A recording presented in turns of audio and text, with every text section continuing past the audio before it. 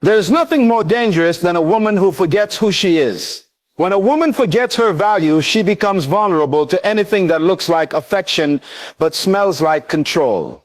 You see, you were never created to be a prisoner in your own heart. You were not designed to walk on eggshells trying to earn love that should be freely given. God did not create you to be a mirror for someone else's ego. You are not a stage for performance. You are a temple of divine destiny. The narcissist is a master of illusions. He will wear the language of love, but carry the spirit of control.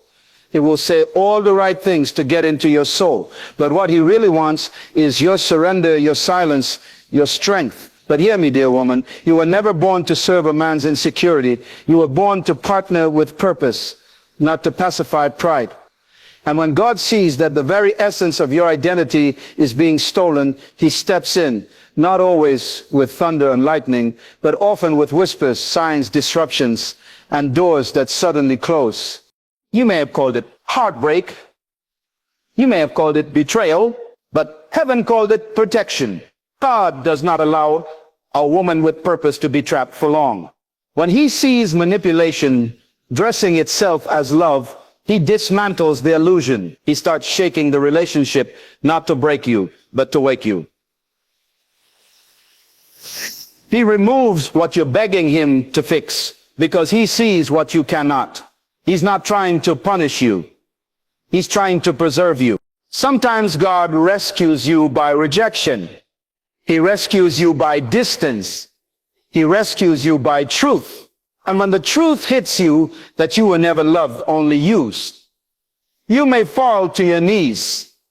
But in that moment, heaven is lifting you higher. You were never meant to lose yourself in someone else's shadow. You were born to reflect the image of the King. Let me tell you something powerful. A woman aligned with God's will is untouchable by the schemes of deception. Purpose activates protection. When you know who you are, you will no longer entertain who you're not. You stop craving attention and start craving alignment. You stop seeking comfort and start seeking clarity. That's when the trap breaks. That's when the chains fall off. Because when you come into agreement with God's truth about you, every lie ever spoken over you loses its power. God is not just in the business of healing women. He's in the business of restoring queens. And when he brings you out, he won't just leave you healed. He'll leave you wiser, stronger, sharper. You will no longer walk into relationships blind. You will see with the eyes of discernment. You'll feel the tension between what is said and what is meant. You will no longer trade your peace for presence or your voice for validation. God never creates a woman to be used, manipulated, or broken. He creates her for purpose and dominion. A woman is not an afterthought in creation. She is the finishing touch, the expression of God's intention to multiply beauty, nurture life, and carry vision. When God formed woman, he took her from the side of man, not from his feet to be trampled on, nor from his head to dominate, but from his side to stand in equal strength, partnership, and destiny. She was created with purpose etched into her spirit. She was designed to influence her environment, not be controlled by it. Every part of her being, her intuition, her compassion, her intellect, her resilience, was crafted with divine intention. God does not create anyone to be a victim of another's brokenness. He is a God of order, honor, and value. To manipulate a woman is to abuse a sacred vessel.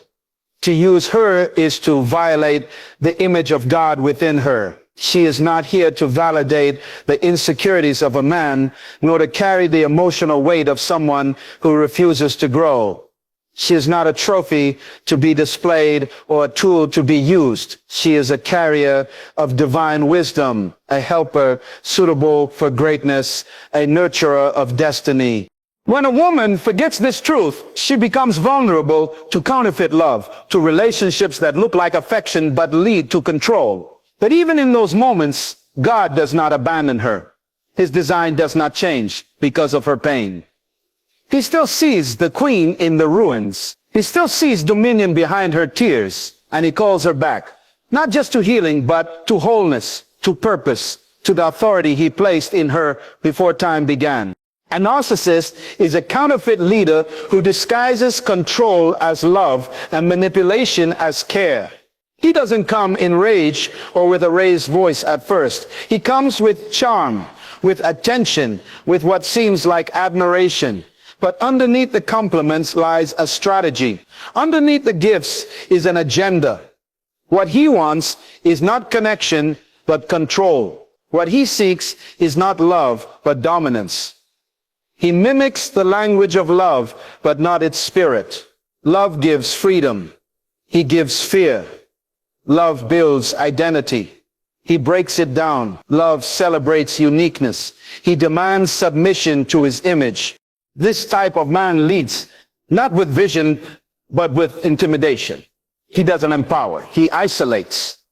He makes a woman question her worth unless it's tied to his approval. Slowly, subtly, he reshapes her world until her confidence depends on his compliments and her peace depends on his mood. And because his control wears the disguise of affection, it becomes hard to recognize. He says he's protecting her, but he's only preventing her from seeing her potential. He says he's jealous because he loves her, but it's only because he fears losing the power he has over her. That's the danger of a counterfeit leader. He mimics the form, but lacks the function. He wears the crown, but serves no kingdom, but his own ego. And the tragedy is, many women fall into this trap, not because they are weak, but because they are pure-hearted, loyal, and loving. They see potential and believe in change. But what they're really seeing is the illusion, a false light meant to distract them from their purpose. But the Spirit of God brings truth. Truth exposes false leadership. Truth calls manipulation what it is. And truth liberates the heart that has been deceived by a counterfeit throne. Divine protection is often disguised as rejection, separation, or disruption.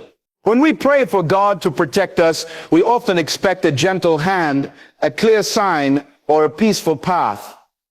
But the wisdom of God doesn't always look like comfort. It looks like collision. Sometimes what feels like the worst thing happening to you is actually the best thing happening for you. A closed door isn't always punishment. It's preservation. That breakup wasn't a curse. It was a rescue. That betrayal you cried over wasn't the end. It was the exit. God knows what you don't. He sees the hidden motives, the silent traps, the spiritual toxins beneath the surface.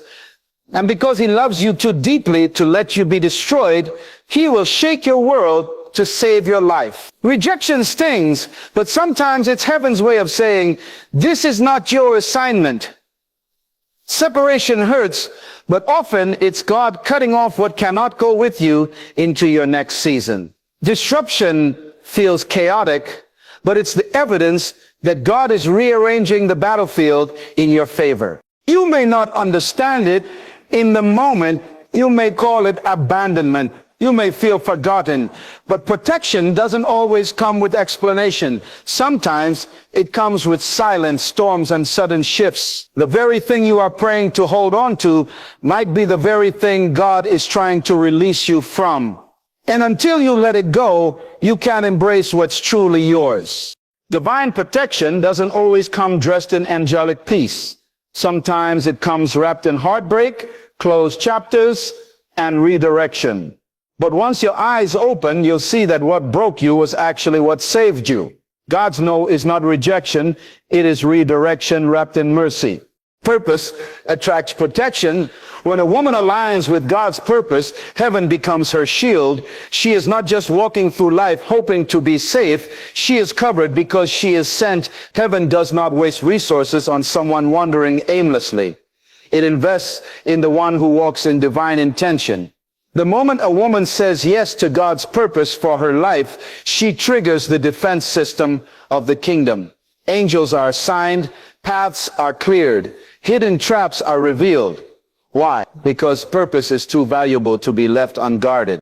When a woman embraces her calling, she becomes a threat to every counterfeit relationship, every demonic assignment, and every voice that once controlled her. That's why the attacks often intensify when you begin to pursue purpose. Because now you are no longer available to the enemy's deception. You are no longer attracted to superficial validation. You are no longer seduced by empty promises. You've shifted realms from survival to assignment, and that shift activates divine protection. There's a reason some relationships had to end. There's a reason certain people couldn't go with you. Not because you were too much, but because your calling was too heavy for them to carry.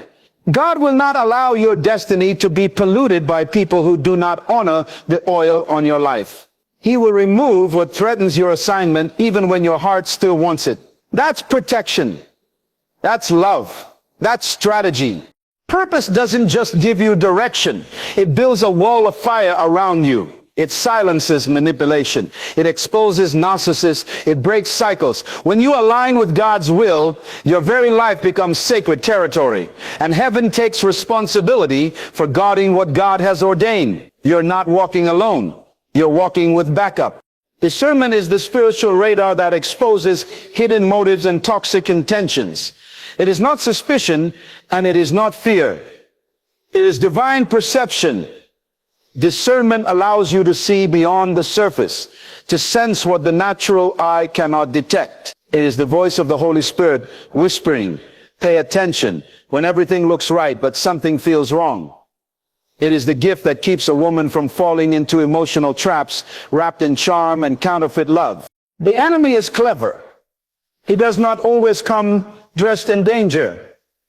He comes clothed in everything you prayed for, mimicking light, echoing your language, mirroring your desires. Without discernment, a woman can mistake manipulation for affection, control for care, and ego for leadership. She can be drawn into cycles that drain her strength and silence her voice, all in the name of love.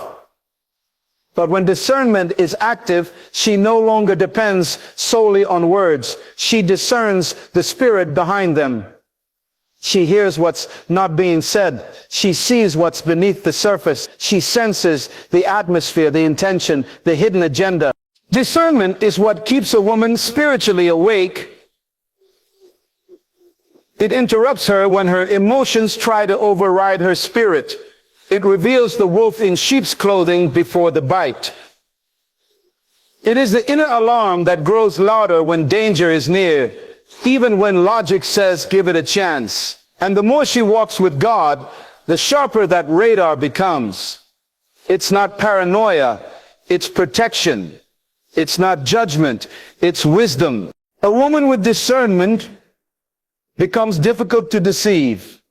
She's not easily impressed by appearance, status, or sweet words. Her spirit scans everything. She doesn't just ask, who are you? She asks, who sent you? And in that question lies her safety, her clarity, and her power to walk away from anything that doesn't align with her destiny. When God removes a narcissist, it's not loss, it's divine rescue from identity theft. A narcissist doesn't just break hearts, he blurs identity. He slowly rewrites the narrative of who you are until your reflection no longer looks like the woman God designed. Your voice becomes softer, not out of peace, but out of fear. Your confidence begins to shrink, not because you're humble, but because you're walking on emotional eggshells. You begin to doubt your intuition, your worth, your brilliance, all because someone needed you to be small in order to feel big. But God is a jealous protector of identity.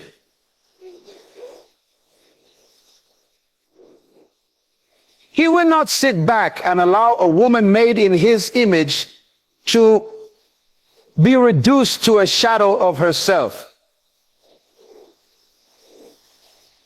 He will disturb the connection. He will bring things to light.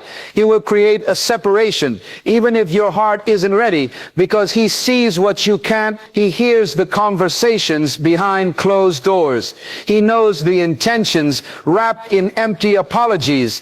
And when he steps in, it may feel like devastation, but it's actually divine intervention. God doesn't just pull you out of the relationship. He pulls you back into yourself, into the truth of who you are, into the clarity of your calling. He restores what the narcissist tried to steal: your identity, your peace, your joy, your voice. It's not just a breakup, it's a spiritual jailbreak. It's heaven saying, you've been held hostage long enough. It's time to come home to who you really are. So when the narcissist is removed, don't call it abandonment. Call it what it truly is. A rescue from psychological erosion, emotional slavery, and spiritual blindness. What you thought was love was actually theft, and God, in His mercy, stopped the robbery. Healing and restoration come when a woman rediscovers her value through the eyes of her creator, not her captor. The greatest deception of emotional bondage is the belief that your worth must be measured by someone else's approval. A narcissist doesn't just abuse the heart, he distorts the mirror. He convinces a woman that love must be earned, that her beauty must be validated, and that her voice is only valuable if it agrees with his. Over time, she starts shrinking to fit his version of her. She begins editing her identity to avoid conflict, suppressing her dreams to keep the peace, and sacrificing her dignity to feel accepted. But the moment she shifts her gaze from the eyes of her captor to the eyes of her creator, everything begins to change. She remembers who she is, not a servant to someone else's ego, but a daughter of the Most High God. She is reminded that her worth was settled in eternity, not negotiated in manipulation. God does not measure her by her performance, her pain, or her past. He sees her through the lens of purpose, power, and divine design. It is in His presence that she finds healing, not just for her heart, but for her identity. He speaks truth where lies once lived. He rebuilds what shame tried to bury. He restores her voice, her boundaries, her brilliance. And in that sacred rediscovery, she no longer chases love that wounds her. She no longer tolerates spaces that silence her. She no longer begs for what she was born to receive freely. Through the eyes of her Creator, she sees not a broken woman, but a vessel of glory. Not a victim, but a victor. Not a mistake, but a masterpiece. And from that place of divine clarity, true healing flows. Remember this. No force on earth can diminish the value God has placed on you. When you stand firm in the truth of who you are, created in purpose, protected by heaven, and restored by divine love, no counterfeit leader, no manipulator, no narcissist can steal your identity or silence your destiny. Your freedom, your peace, and your power come from aligning with the one who made you. Refuse to settle for less than God's best. Walk boldly in your worth, for you are not a victim. You are a conqueror, called to reign with purpose, protected by a power far greater than any trap set to capture you.